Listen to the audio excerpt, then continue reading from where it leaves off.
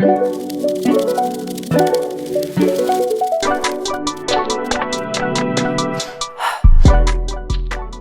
guys, welcome back for episode 33.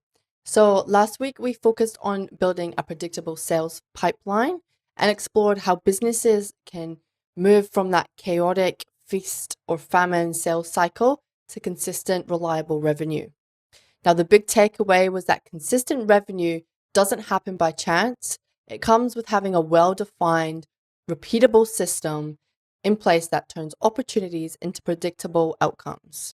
This week, we're going to be taking that idea one step further. And while having your strong pipeline is essential, it becomes even more effective when your brand already has authority in your market. When prospects recognize your expertise and trust your brand, they're far more likely to enter your funnel, engage with your content, and move smoothly through the buying process. Why does brand authority matter in sales? Now, leads alone aren't enough, because the trust drives those conversions. When people know, like, and trust you, they're more inclined to make that buying decision, whether that's buying your product or buying your service.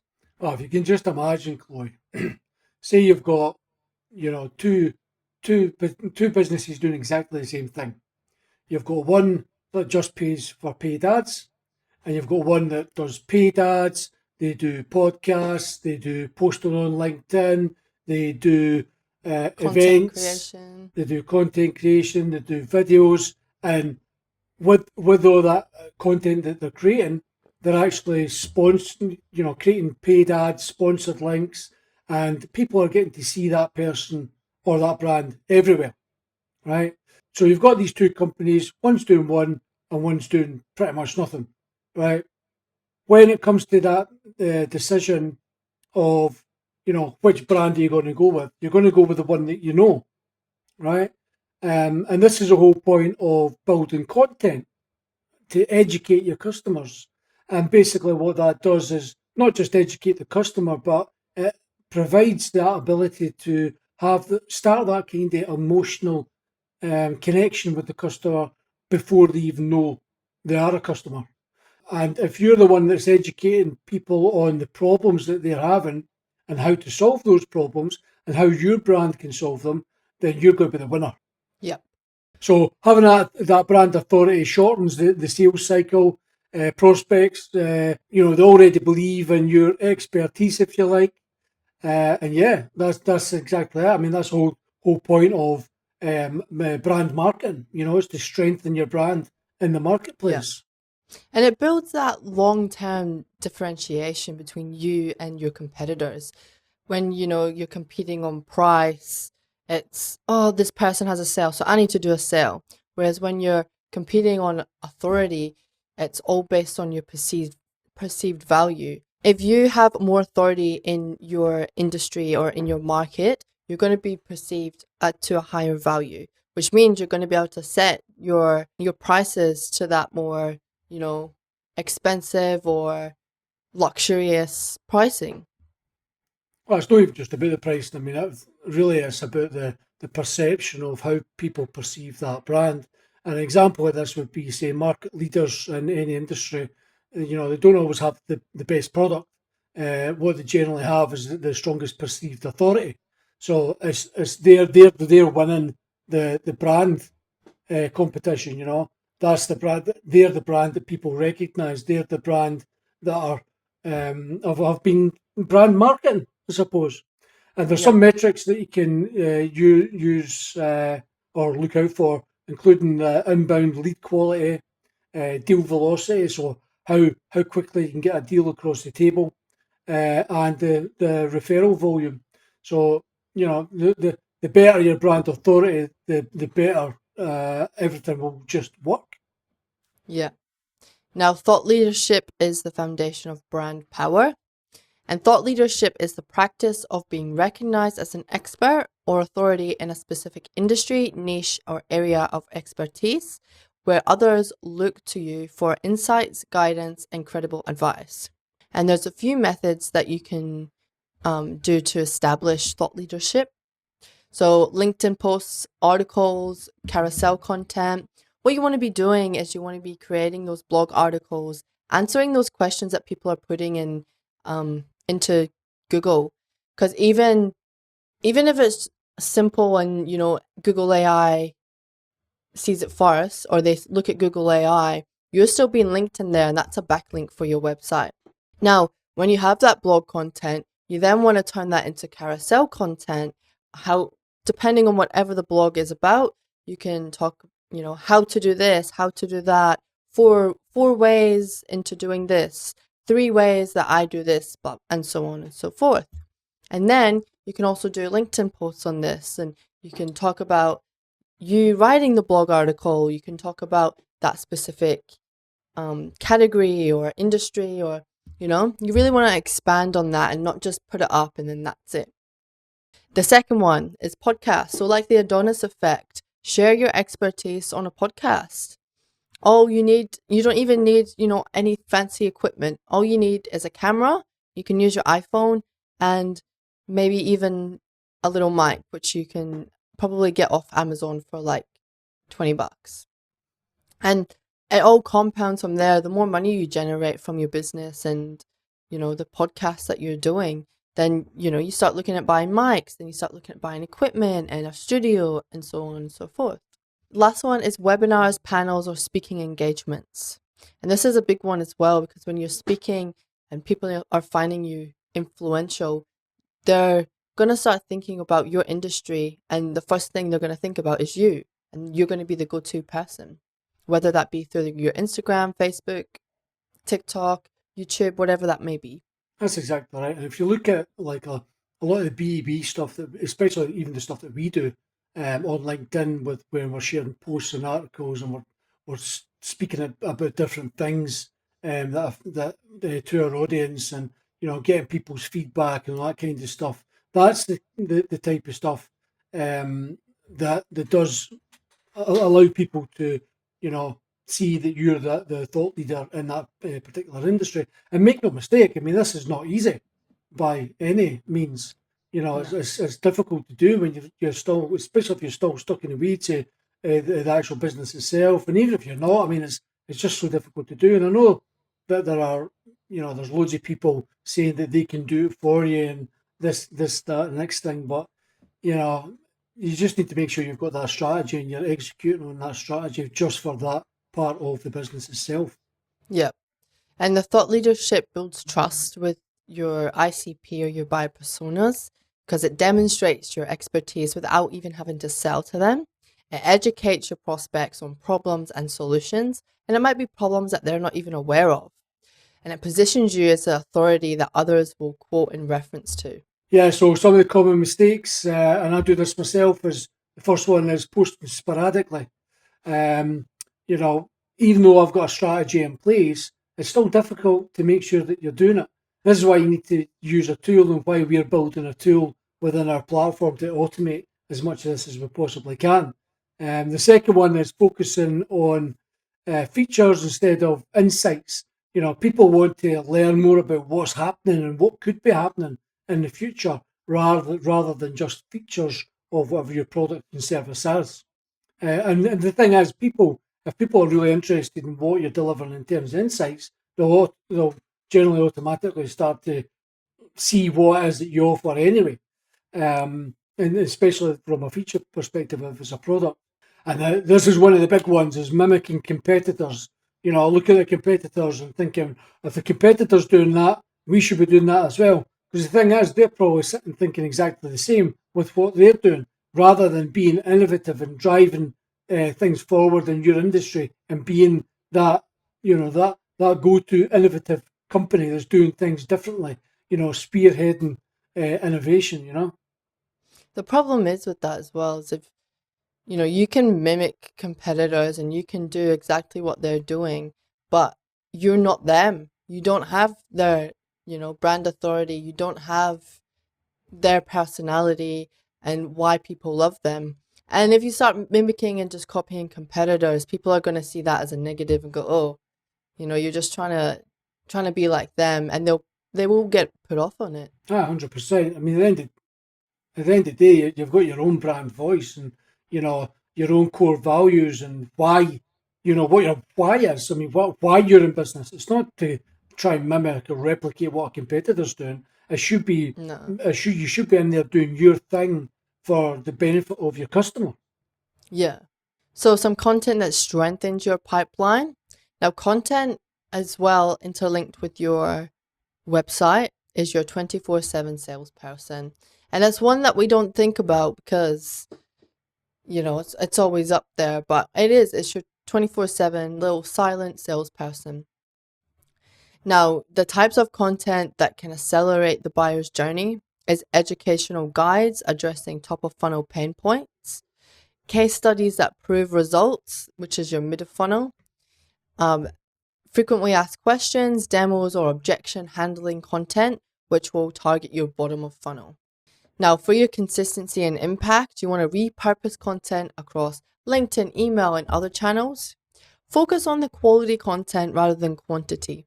If you're just struggling to get content that out there and just pumping it out for the sake of getting content out, it's not going to align with your customers and they're just going to see it as a bit tacky. You want to make sure it's still high quality and speaks your brand's voice. The thing is, if someone's pumping out quantity articles over quality, Google will see that, and not just Google, Yeah. but your customers will see that as well. And generally, people that are doing that are, they're launching like thin articles. There's no EEAT built into that. There's no expertise, there's no in-depthness, and really that's what you need to be aiming for in order to compete in today's SEO landscape, if you like, especially from an expert point of view, because it's the expert kind of content that has authority that Google wants to promote to the searchers. Yeah. The last one is align your content with buyer personas and their journey stage. When you're creating all this content, this is going to help you reduce friction and it will build authority simultaneously without you even, knowing. You'll start to build a bit of a community of people. Yeah, and the thing is, what this does is this kind of builds your credibility and it turns your authority into influence. So when you're starting to talk about things, and when people get started doing, whether it's a podcast, videos, and I've experienced this as well, and I'm sure everyone else has. You're a bit scared to go on there, and even though you've been doing this stuff for 24 years, you have that kind of imposter syndrome almost. Do I really know what I'm talking about? especially like when you're talking about AI and SEO and all this kind of stuff. I mean, we're building AI products and to help us with executing our strategy and things. But when you start talking about it, people start to recognise, and it does your authority does then start to build into influence, and then people automatically want to come to your business to get their work done. And you know what? Speaking on creating content, I actually seen a post from Leela Hormozi, and she said that in the last couple months, she's only just started to get confident creating content, and she's been doing that for what 4 years, I think, 3 or 4 years. And she said every time she'd pull it up or start creating content, she never felt confident, and she had to build that confidence just to get it going. And it's not, if you're always fearing failure, you're never going to be able to get to that, Leela Hormozi stage. You just have to break through and get it done. Yeah, absolutely. Yeah, Brian Tracy. I think I've mentioned this before, but Brian Tracy asks the question, how do you eat an elephant? Yeah. One bite at a time, and that's the thing. But you've got to start with that one step in order to build your confidence, which builds your Yeah. credibility, which builds your influence. And unfortunately, that's just the way it is. That's how it works. But Yeah. you've got to get started. And I think one thing was for the listeners to, remember, if it was easy, then everybody would have it. And if it was easy, then everybody would be doing it, but they're not doing it because it's hard. You've got to remember there's only like 1% of LinkedIn's members actually post. Actually, yeah, I know. So So, you know, I mean, we're in there posting every day now, reposting and, you know, getting involved in conversations and things. And that's what you've got to do. And it doesn't happen overnight. You know, you're talking, I mean, this is like a long term, forever thing, you know. Yeah, It's not just a strategy for 3 months, 6 months, or 12 months. You've got to continually be there and step up and, you know, be there yeah, when everyone else is. yeah, So visibility versus credibility. You can be known without being trusted. Yep. So people might see you. They might see you everywhere, but if you're not building that credibility and helping them, and your credibility is built by other people essentially seeing and feeling receiving the value that you're providing, that's what then builds that trust. So some of those building credibility markers include things like testimonials, reviews, and case studies. You've got media mentions, you've got collaborators, you've got influencers that are maybe talking to you. You could probably say put podcasts in there when people see you, not just in your podcast, but other podcasts. yeah, Um, you, you could be winning awards, you could be getting certifications and recognitions. There's just a whole host of things. You could be writing a book, for instance, you know, on your whatever it is that you do, you know. In actual fact, I would recommend you do that. Be writing a book just shortly about Metamorph IQ, Metamorph OS, and how they can help B2B businesses drive growth. So look out for that just shortly. yeah. Well, your credibility accelerates, your decision making. If if I see you and I look, you look like you know what you're talking about, then I'm gonna take you seriously quicker. Whereas if there's somebody that's next to you and they're going, oh yeah, this might be this or this might be that or then I'm probably gonna be like, they don't really sound like they know what they're talking about. Let's put it in a model's perspective. If I go to your Instagram page and you've got high quality images up there of working with this brand, working with that brand, um, doing this shoot, here's some behind the scenes, here's this, here's that, versus if you're a photographer who just posts now and then, I'm gonna look at the first one and go, yeah, let's work with him because he's worked with all these different brands. I want to be that person working with him. Well, that's right. I mean, it's about building your credibility. So how you do that, you know, you need to try and be thinking about that all the time when you're doing things, especially even when you're out at networking events and, you know, doing speaking gigs and all that kind of stuff. That's all helping you build your credibility. And when people need a particular problem solved and you solve that problem, the decision's already been made for you. You know, so Yeah, before they contact you, the sale's already in the bag, and that's what it's all about. yeah. So a framework for becoming the go-to brand. So here's our little step-by-step approach for you guys listening. One is define your niche and ideal audience. Two is identify the unique perspective or insight that only your brand can provide. Three is share insights consistently through your content and speaking platforms. Four is collect proof points. So get those client testimonials, put up some client results, and add some social proof. And number five is align your messaging across marketing, sales, and communications, and make sure it just flows seamlessly. Now, there's a few pitfalls to avoid here, and the first one is inconsistent messaging. You know, so if you already know who your ideal audience is or your ICP, you need to make sure that your messaging is consistent um, throughout every channel, so they're all saying the same thing. Over promising, you need to make sure that you're not over promising and then under delivering. That would just cause an absolute headache for the credibility of whatever it is that you're selling. That is one thing that will put me off somebody straight away is if you overpromise and underdeliver. Like especially if you're outreaching. I had somebody outreach to me and say, "Hey, I want to be a video editor." Gave it a go. He was like, "Oh, I'll get this done by tomorrow."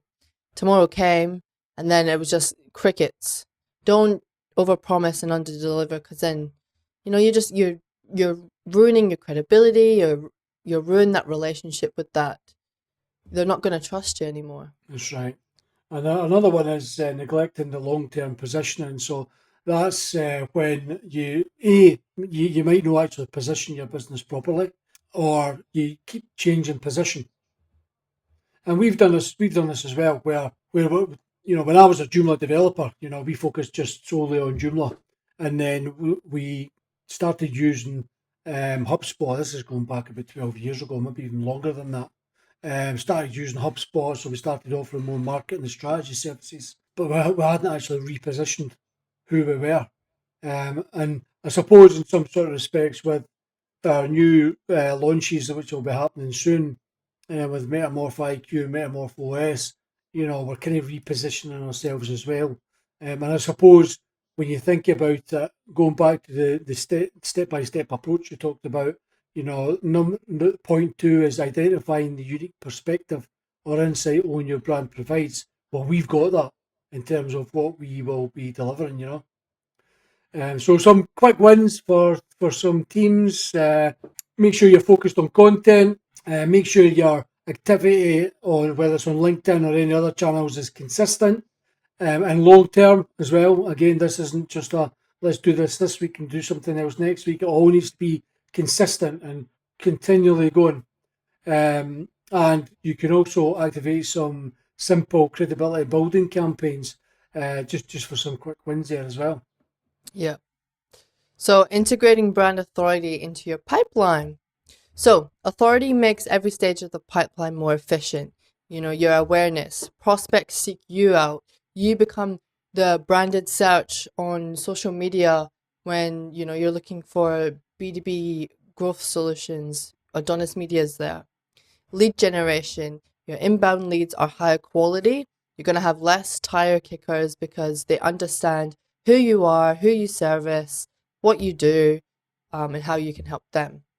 Qualification. Your prospects are already going to fit your ICP because you're targeting your ICP, the messaging is speaking to them, and you've got everything sorted out. So the sales cycle is just going to be nice and quick. And closing. Trust shortens the objections and decision timelines. So if you've already got everything up there, as in blog articles, you're educating them, you've got content up there, you've got this is what we did for this client, they're going to have less of that time going back and forth in their mind and going, yep, that's the results I want, so let's go with them. So a key metric to track, time from first touch to close pre and post authority initiatives. So how long did it take you from them first contacting you to you closing that deal and getting everything sorted? Awesome. Yeah, so we have some actionable takeaways for you guys to implement this week. I want you to audit your current brand authority. What do prospects see when they research you? Second one is start a thought leadership content plan. And you want to do this for like 3 to 6 months. Really plan everything out, and then you can just bang, bang, bang, get everything sorted. And you can also look at getting some templates done to make it easier for you, especially if you're small and you don't have the budget to invest in a marketing team or a marketing person. I want you to collect and display your credibility assets. So whether that's reviews, testimonials, case studies, awards that you've won, get it all up there. And then I want you to align your sales and marketing messaging around authority. Make sure that your sales and marketing are also aligned on the same goal. Otherwise, you'll be everywhere, which we've also done another podcast. I believe that was podcast episode 15. And the last one is that consistency compounds. So your small intentional daily actions will build a market leading brand. A lot of people think that, you need to do these big things all the time, but it's not. It's that those little consistent things that you do every day that will build that community. That's right. So for episode 34, we're moving from building authority to using it to make a real impact. We'll show you how to turn trust and credibility that you've earned to influence and attract the right clients. Position your brand as the obvious choice and drive growth that lasts. If you want your brand to not just be recognizable, but truly respected in your market, then you need to listen to episode 34. Awesome. Perfect. Well, we will see you on episode 34. Bye, guys. Bye.